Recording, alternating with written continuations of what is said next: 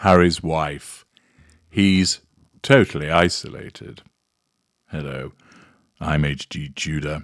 As speculation continues about the separation of Harry's wife and Harry, more commentators are expressing their views about the fact that Harry finds himself in isolation.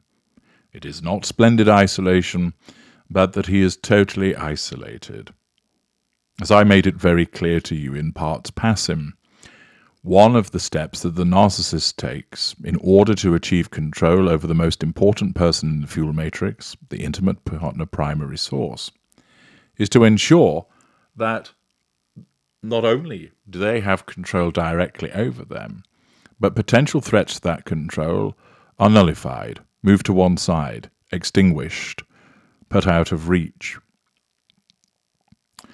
Most people don't recognize a narcissist when one comes along. The prime target never does.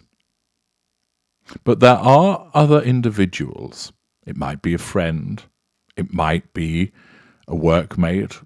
It could be a family member who has a bit of a spidey sense, and they recognize that something isn't quite right in the way that William, as a normal, felt that things were moving too fast between his brother and Harry's wife and cautioned him. In the same way that some of his friends thought that she wasn't really for him, that she wasn't suitable, indeed some going so far as to describe her as being a bit of a nutter. Those individuals, whether it was William or the friends, or even his grandfather, Prince Philip, who memorably stated that one steps out with actresses, one doesn't marry them, or words to that effect, all point to the fact that those individuals saw that this was not a relationship that was necessarily going to work. They will have seen aspects of her behaviour which caused concern.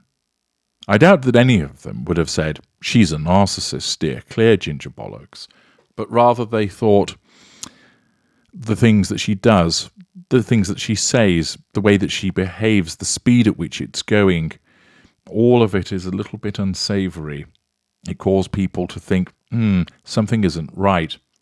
And it's commonly the case that at least one person thinks to themselves, I don't really think this is a good relationship that you're getting into. Naturally, the intimate partner primary source never, ever listens.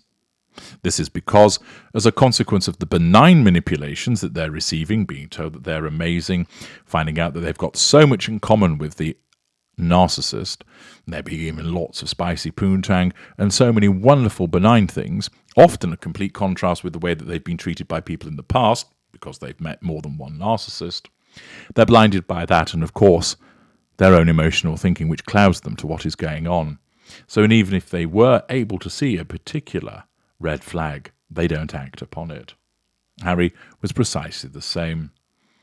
His friends, his family, were saying, slow it down, something's not right, take your time. But he didn't listen. Of course, Harry's wife picks up on this. She realizes those individuals may well have said something. Indeed, Harry may well have told her, because he wants to show that he's open and honest with her, that he's confiding in her. She will often sense that people are too difficult to control.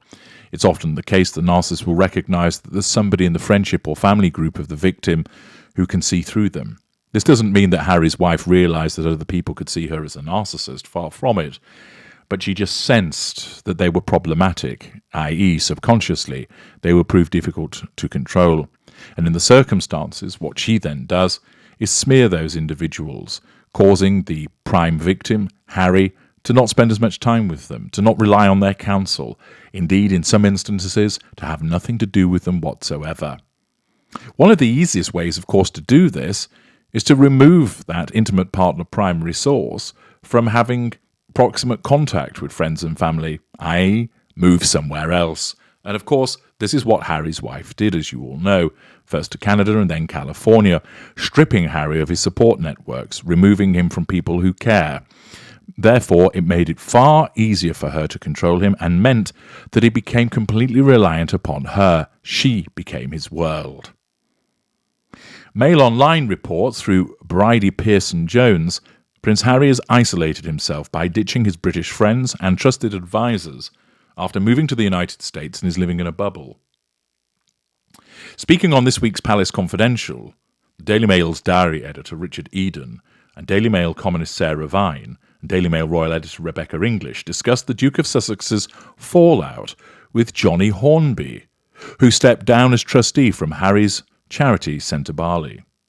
Host Sarah said that the royal is constantly pulling away from his British roots as he settles into life in the United States. I hear he doesn't talk to any of his old friends. He doesn't listen to any of his old advisors, people like Tiggy Leg Bork, who used to be quite key to helping him. They're just not there anymore, she explained. And of course, as I've explained to you, the reason they're not there is a combination of, 1, him moving to the United States, so he's geographically distanced from them.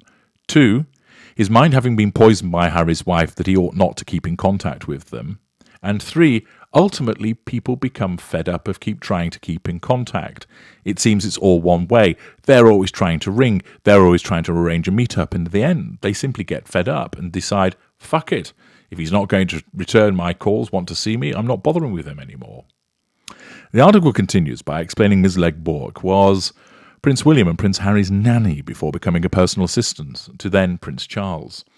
She is believed to stay close to the royals well into their adulthood and is the godmother to Archie, the Duke and Duchess of Sussex's eldest child.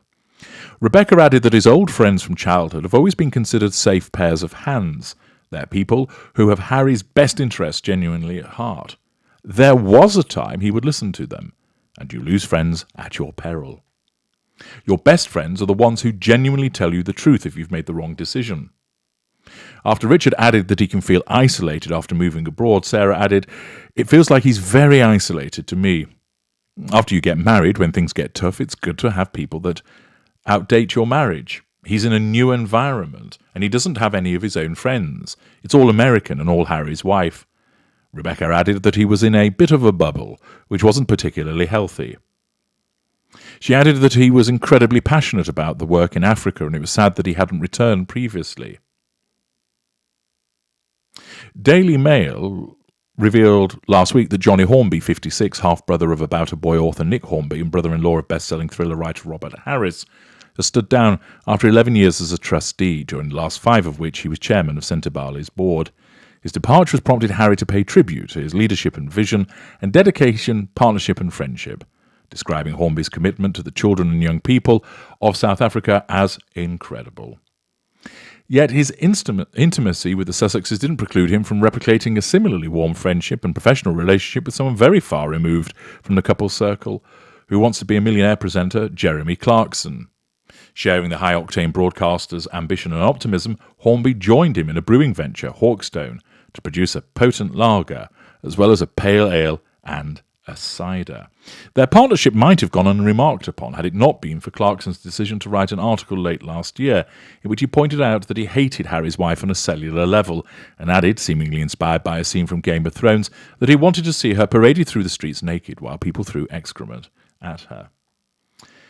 These individuals identified that Harry is totally isolated, geographically so, and not maintaining contact with various friends who've fallen by the wayside and, of course, members of his family. This means he remains in the grip of Harry's wife, and this is a common narcissistic maneuver. I'm H.G. Tudor. Thank you for listening.